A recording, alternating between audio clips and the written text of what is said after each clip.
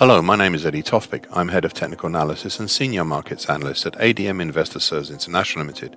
Here's your weekly technical analysis of Paris rapeseed, Winnipeg canola, and Malaysian palm oil markets. I'll start with Paris rapeseed. The most recent event that created a significant pattern here was a combined bearish dark cloud cover and bearish double made in the middle of March. As an action on its own, it was not that significant, but it did allow the creation of an upper trend line for a smaller ascending narrowing wedge pattern. The lower trend line for this pattern was created just after. Now the upper trend line is a multiple pointer, whilst the lower trend line was only a 2-pointer. 6 weeks ago, with the changeover, prices gapped down below the lower trend line and allowed for some targets to be drawn on the downside. Primary target X in the 756.5 area was at that time a big ask on the downside, even given some of the recent large ranges we've seen. However, there have been, as I've repeatedly said since my annual review on Paris rapeseed back at the very start of January this year, there have been some big patterns in operation here, and a big ask was in order. Thus, and I quote from the start of 2022, this leads to my final points. Since May last year, so that is back in May 2021, we have formed a newer, much more acute bull channel, currently 667 to 886 3/4. To me, it is super acute and thus unsustainable, but it is there, and I will not dismiss it just because of acuteness. End of quote. Well, what I initially saw as a super acute bull channel is still there, and I've transferred it and finessed it here on this daily chart, such that I see it now more as the February/April 2021 to date, a larger ascending broadening wedge pattern rather than a bull channel.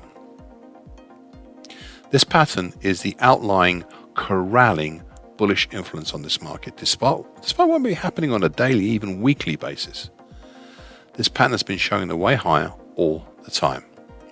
However, we did have a move up and over the upper trend line during April, even trading a full week above and outside it. But, and this is an important but this was and is a monthly pattern we are talking about here. And though we have had the one monthly close for April above and outside it, looking at the relative limited size of action seen outside the ascending broadening wedge pattern, I've been inclined to look for further confirmation of this bullish intent, which in the month of May was not forthcoming and looks unlikely in June as well. You see, though we had that push up over the upper time, the market was not sustaining the move higher we made 3 weeks ago. A very, very, very significant weekly key reversal down to counter this bullishness. Since then, we have seen the follow on lower. A few weeks ago, I drew a small late April to middle May bearish shift pitchfork. The middle time, currently at 785 1/4, has been excellent in showing the bearish angle of attack since its inception. Thus, we have been moving slowly lower towards target X in the 757 even area.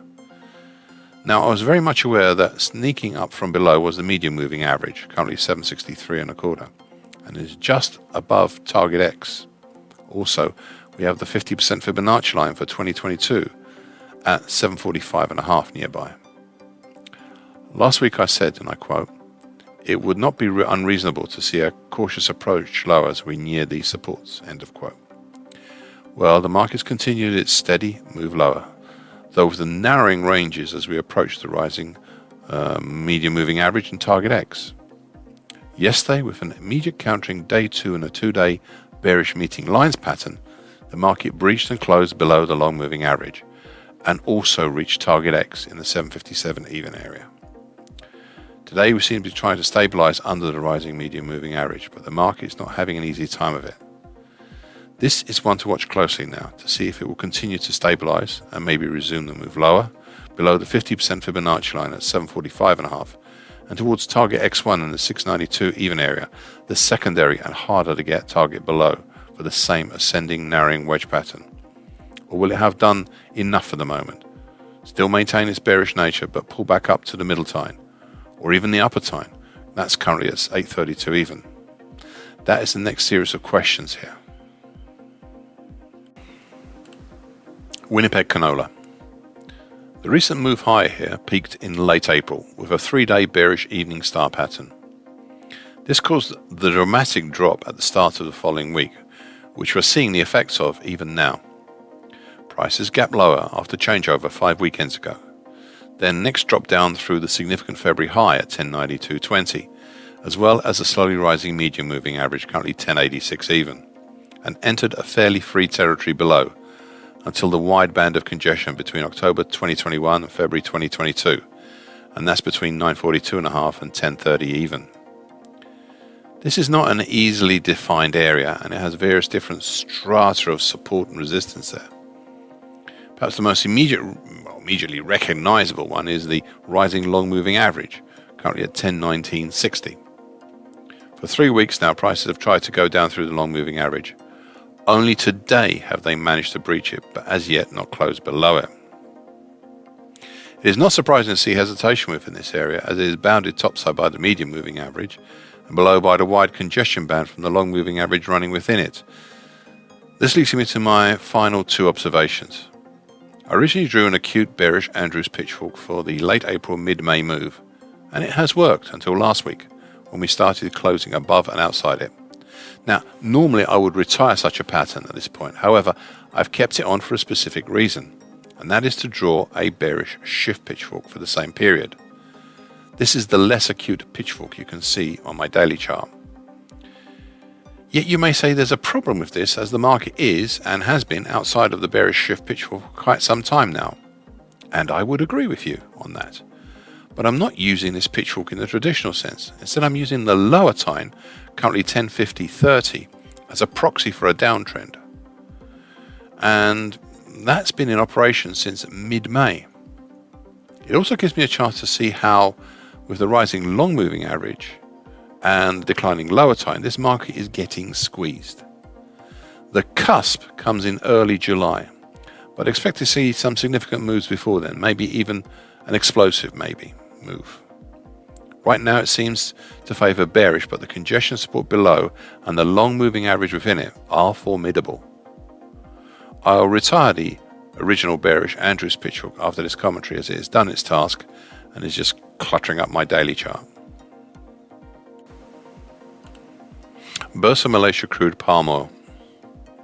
The September to December 2021 bullish Andrews pitchfork had until the end of February been the most recent driver in moving the market higher. It had nevertheless been breached, if not completely broken, over late February and early March. But the market repaired the break by mid-March, and prices continued to move higher in between the lower time, currently 68.03, and the middle time, currently 75.92. The gapping move lower due to changeover in May found prices below the lower time, but interestingly not below the rising and parallel medium moving average, currently 63.60.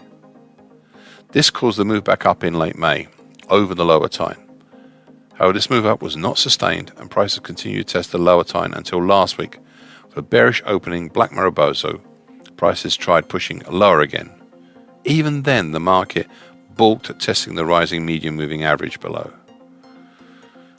It was only at the end of last week that prices finally broke down through the rising medium moving average, and we have moved lower since. Now, as I said for many weeks, and I quote, "Over all of this, please remember that we still have the bullish Andrews pitchfork still controlling this market, and until this is broken, and I mean properly broken on the downside, then this pitchfork will still show the bullish incentive, which is still endemic in this market," end of quote. Well, the breaking of the medium moving average was the true break of this bullish Andrews pitchfork, and it will finally be retired after today's commentary, after serving so well for over 6 months. Since the break of the medium moving averages, prices have been in a fall, halted temporarily by the middle time, currently 59.27, the newly drawn late April to late May bearish shift pitchfork. Today, we've had a gapping lower move, even if it is only by 1 ringgit. But it took prices significantly below 2 key levels. The 50% Fibonacci line of the January 21 to March 22 move at 56.42, as well as the long moving average, currently 56.32. Today was the first close below both. It now depends if the market will continue its move lower or stabilize before continuing lower or higher or revert back up. Below we now have the untested lower time, currently 53.45 of this new bearish shift pitchfork, as well as the September 21 to date uptrend currently at 51.80. Additionally, we now have two 50% Fibonacci lines entering the frame below.